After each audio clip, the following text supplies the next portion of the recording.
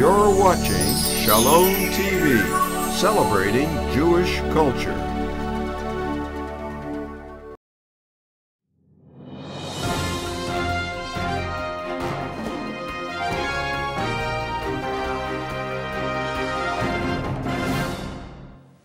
Well, political events in the State of Israel have been something of a whirling dervish of late.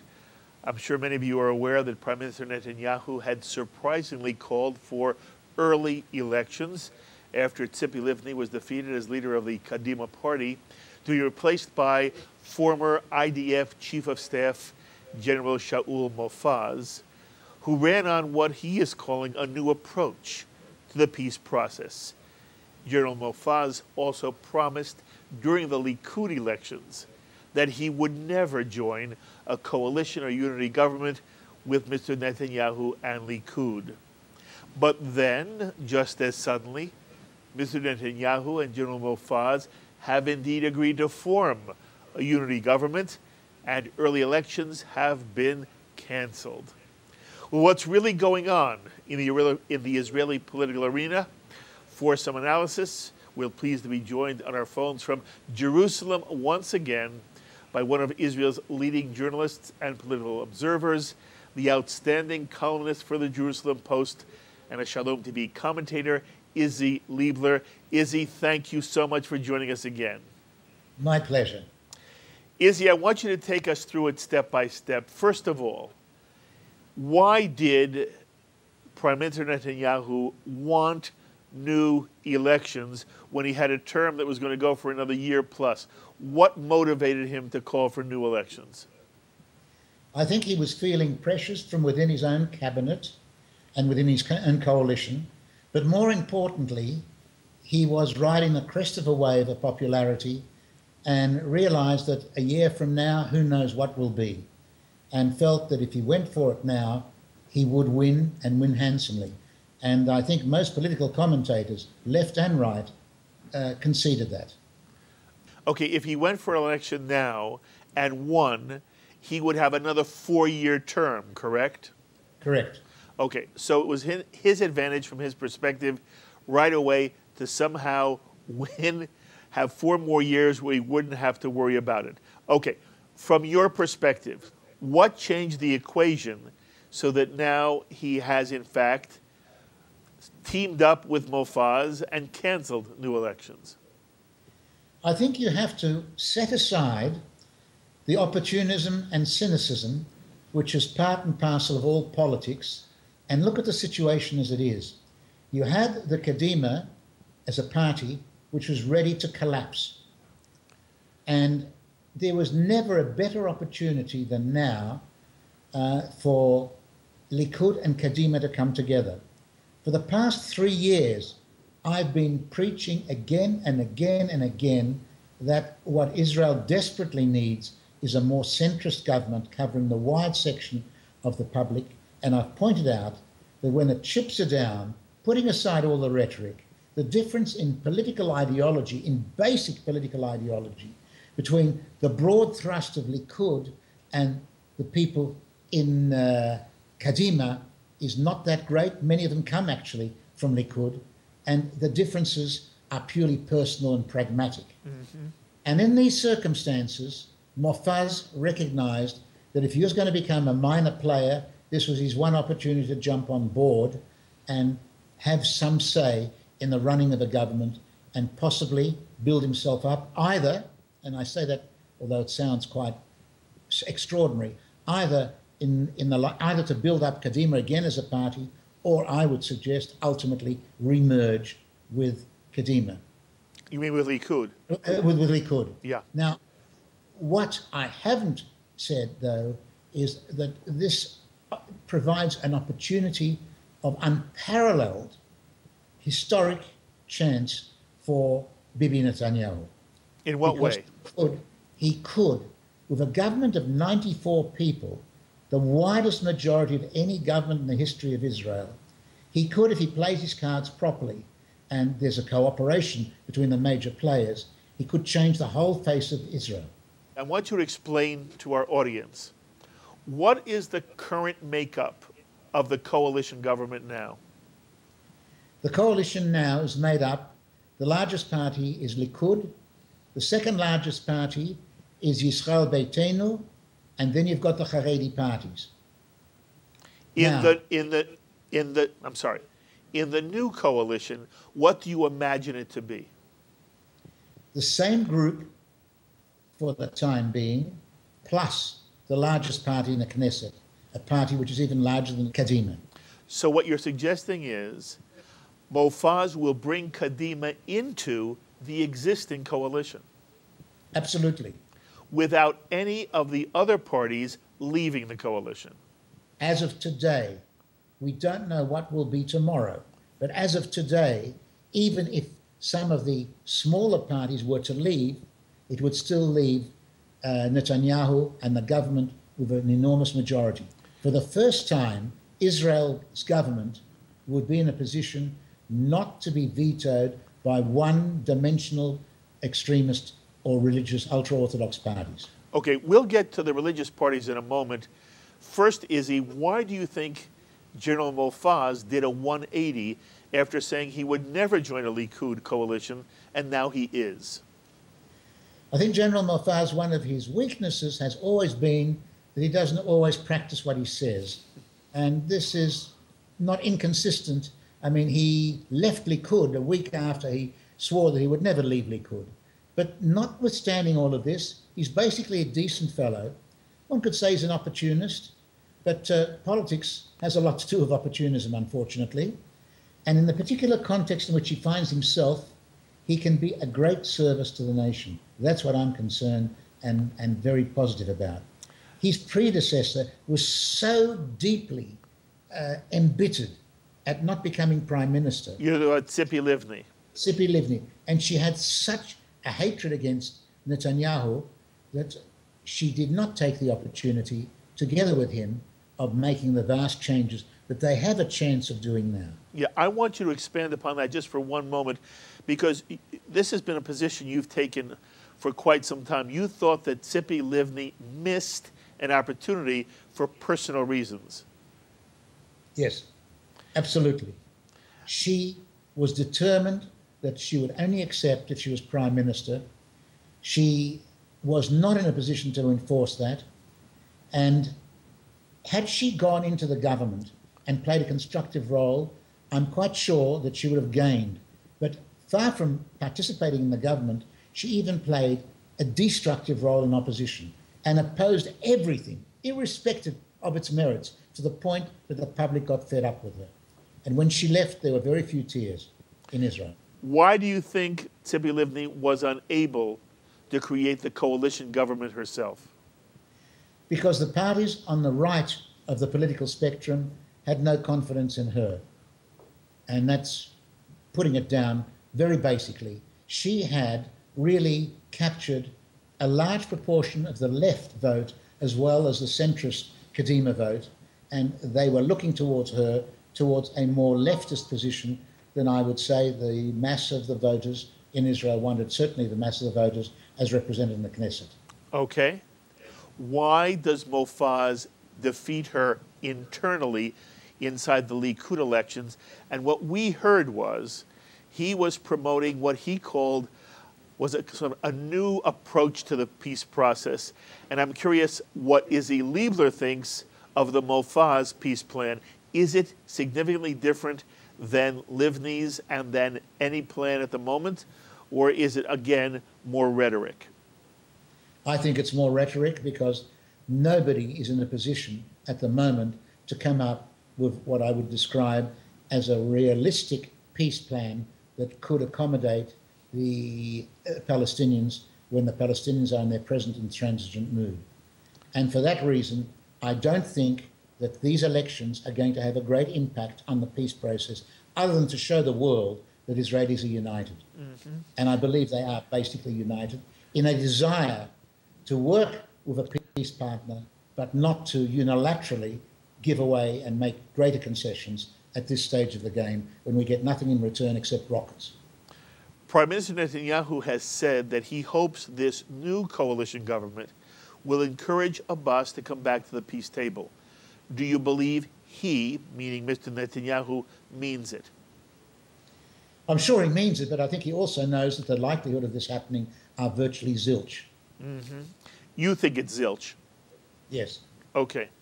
And I think that Netanyahu himself must realize that in the present structure of the Palestinian politics, they themselves are neither willing nor able to move towards peace. What is Yisrael Beiteinu's position now in terms of this new coalition government, and what does this mean for Avigdor Lieberman? Well, it certainly means that they are no longer in a position of vetoing and exerting the strong influence that they had beforehand. I believe they will stay in the government, and they may complain, but by and large, there is not even that much difference between that party and the other parties. The point I'm trying to make is that in Israel today, when you're dealing with the peace process, when they take away all the rhetoric, no party's in a position to make peace with Palestinians who are not able or willing to make peace. That's one of the reasons why this government is so important, because we should at least be uniting so that we can A, show a united front, and B, demonstrate to the world that there is unity amongst ourselves, that we want peace, and if we get a peace partner, the majority of the people will deliver the goods. And is the peace process the primary issue driving Israeli politics today? I think the peace process combined with the Iranian threat is certainly the major security issue which has existential implications for us, and that's very important. But I believe that this government is not going to make a dramatic difference in that area, because it would have gone in the same way with any government. The real area of difference of that government, with this government, is the potential of making dramatic internal changes that are long overdue in Israel society, which we desperately need. Okay, that's a very interesting observation, Izzy. Give us an example of one or two of the internal issues which you're hopeful now this large coalition unity government will address, which have not been addressed before. There are two major issues that stand out immediately.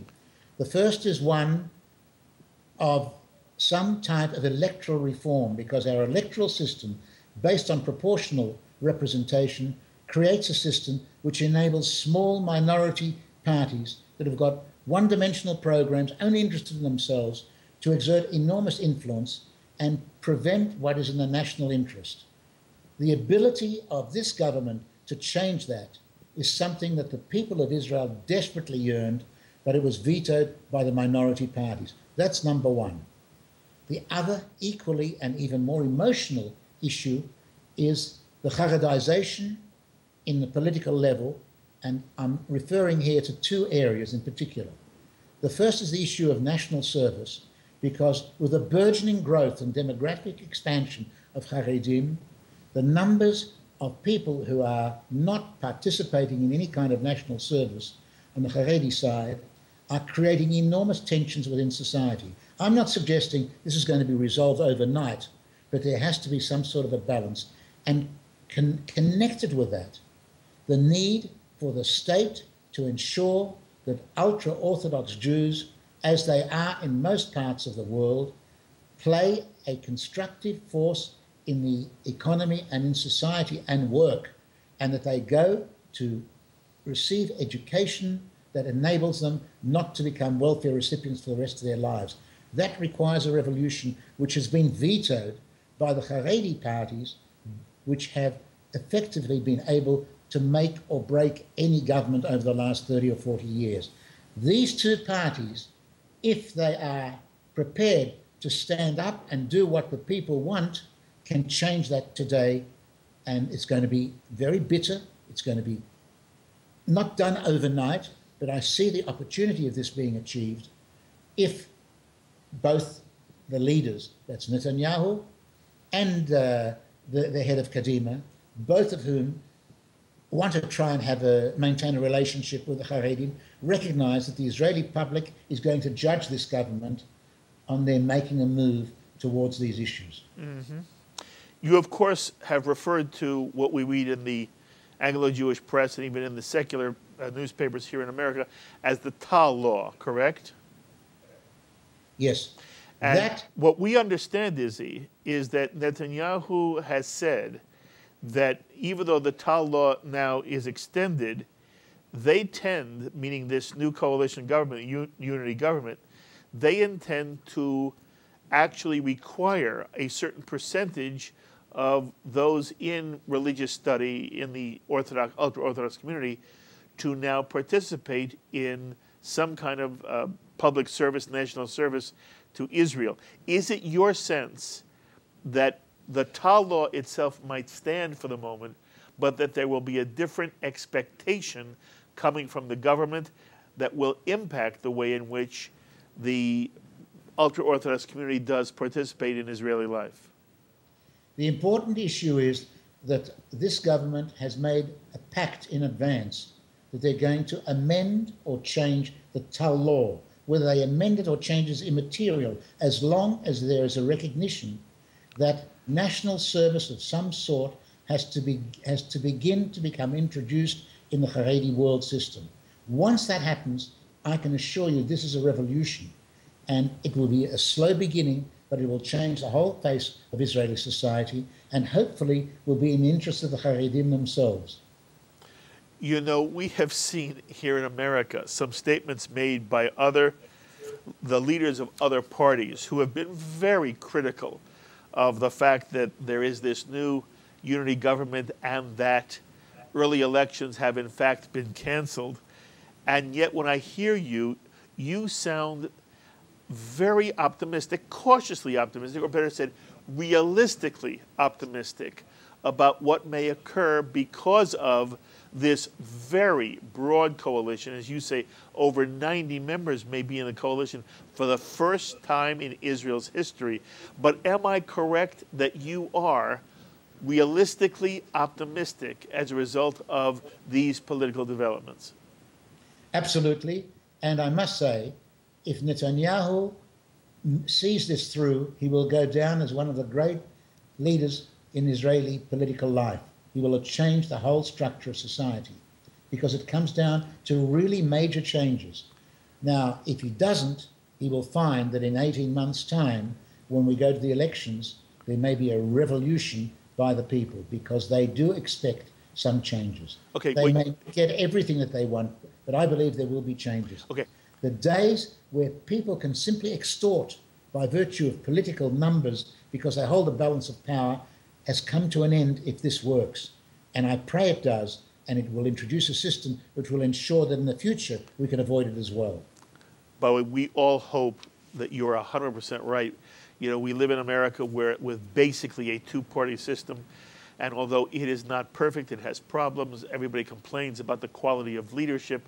The reality is that we see the state of Israel, and in America, for American Jewry, which cares about Jewish pluralism, let alone some of the other issues that Israel has had to contend with because of the disproportionate power given to these small religious or splinter parties, we obviously hope the state of Israel moves more towards a two-party system, or at least, as you point out, a system where a larger coalition is no longer dependent upon splinter parties in a very unrealistic and counterproductive way.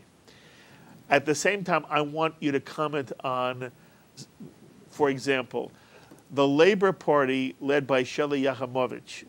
She seems to be very upset with the cancellation of the new elections, and I wondered if you could comment on where you feel Labor is now. I think that though she says she's upset, I have my doubts, because she has now got the opportunity of emerging, as she should, as ultimately the alternative party in a two- or three-party system.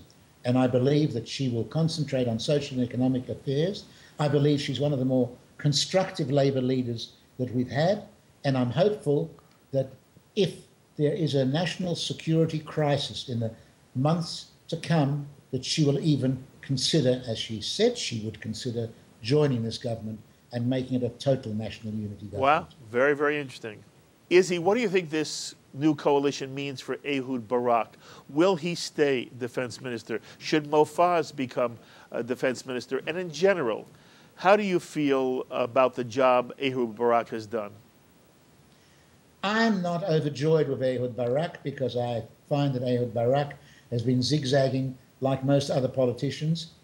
On the other hand, what gives me a great sense of joy is that this government has 3 former Israeli heads of staff on it. Nobody can suggest that they don't have the expertise. I believe that Barak will probably now see his term out. I don't know what his long-term future is, but he'll probably see his term out. But all in all, to have 3 former heads of staff in a government at a time like this, to my mind, is a positive factor. The other factor that Netanyahu has to try to face up is to reintroduce the concept of cabinet responsibility, because governments for the last 20 years have been going on the basis, somehow or other, that every government, every political party and every minister carries a fiefdom of his own instead of being part of a government. Yes. I'm hopeful that there will be some sort of discipline introduced, and if a minister wants to say something after a government has made a decision by a majority, he recognises that will require a withdrawal from the government. Normally, Isi, when a party joins a coalition, the leader gets some kind of portfolio, some kind of ministerial position here. What do you think Mofaz will get? He's going to have a lot of input in the political system. He's going to be the deputy prime minister. And if Netanyahu is out of town, he's going to be the acting prime minister. He'll get lots of prestige and standing. He has an opportunity of building up his party. And I think he's very wise to have taken this opportunity, because from every angle, it's not portfolios that are going to make it. It's going to be the way he performs. And he may well emerge as a future leader succeeding Netanyahu if he plays his cards properly. And a lot of Israelis hope that will be the case. Will Avigdor Lieberman stay as foreign minister? I don't think there's going to be any changes in the short term, but he will be no longer able to exert the kind of influence that he was able to exert in the past. And that's going to make a major difference. For the good? For the good. Okay. We also have seen comments from Yair Lapid. Yair is a television personality, very charismatic figure on the Israeli scene, and he is now the founder of a new Israeli party called Yesh Atid. There is a future. He was hoping for new elections because he wanted Yesh Atid to begin to have seats in the Knesset, and he has said, Isi, what you saw today are the old politics, dim and ugly, of what we should rid ourselves. They think we will forget, but they are wrong. Lapid also said, this disgusting political alliance will bury beneath it all its members. What do you think of Yair Lapid's statement and in general of the Yesh Atid party? I find him a very attractive personality, a nice fellow, but not really contributing anything different to the political system. And I regret to say that he's probably the biggest loser in this change about, because you don't know where he's going to be in a year and a half's time, and I can understand his bitterness. On the other hand, to say that this is dirty, as far as I'm concerned, anything which helps unite the people of Israel politically in the face of the threats that we're facing today, to describe that as dirty, I think is a bit foolish. We have been appealing for unity, and maybe it's a unity based on pragmatic opportunists. I couldn't care less. They are united, and they will think more in terms of the national interest than in terms of day-to-day politics. All these people, all these 94 people sitting together in the party. And they will demonstrate to the rest of the world also that this is not just a right-wing government, that this is a government which represents the aspirations for peace and the desire of Israelis to overcome their problems in a constructive manner. Nobody will be able to dismiss them. And hopefully it will also lead to a stronger relationship with the diaspora. And those people who have been describing the Israeli government as out on a limb with Israeli society and with Jews outside, will have a demonstration that there is a unity amongst the people, that we in Israel want to unite in order to overcome our problems. Unity has been the weakest element in our fight for survival these last few years. And if this is a harbinger for the future, then I'm very, very delighted. And it will also mean that when we face difficult days ahead with our allies and with our enemies, a united people, this is the strongest factor in Jewish history and in Jewish life, and the most positive factor, in my opinion, that we can look forward towards in the future. And I hope that Bibi Netanyahu succeeds. If he fails, he'll be punished by his people very, very harshly. But he has an opportunity of going down as a great history and a great reformer. The other thing that I should make, if I'm going to make an opportunity of an observation, this can be the most important healing process in Israel since the great divide and breakup of the Oslo Accords. The Oslo Accords shattered Israel in two. And somehow or other, if Netanyahu can overcome the next 6 to 18 months and bring the people together, he will have healed them and marginalized the extremes of the left and right out of society, out of political society, in a manner that I think will be very, very healthy for the politics of this country. Do you feel that your optimism is shared by many Israelis who you encounter?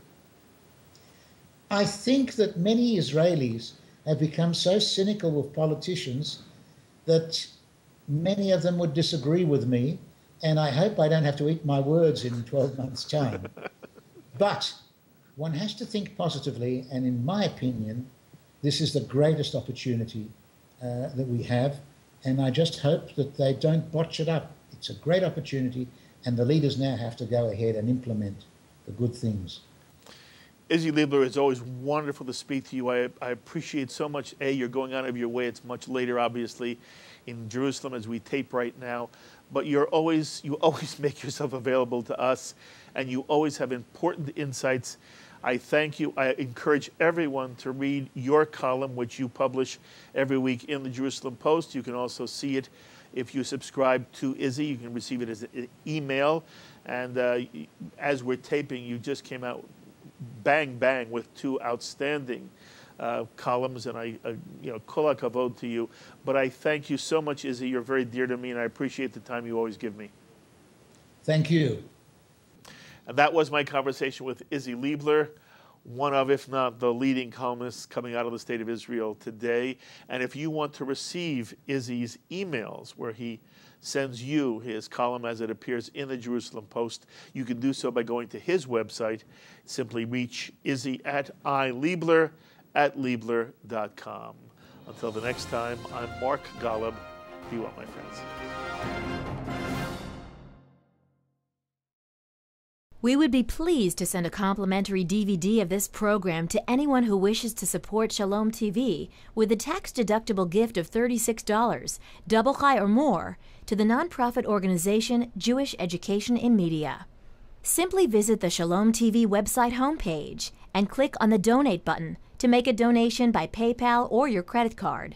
And please indicate the program for which you would like a DVD. Or you can send your tax-deductible check made out to GEM, Post Office Box 180, Riverdale Station, Bronx, New York, 10471. And again, please remember to indicate which program you would like to receive on DVD with our compliments.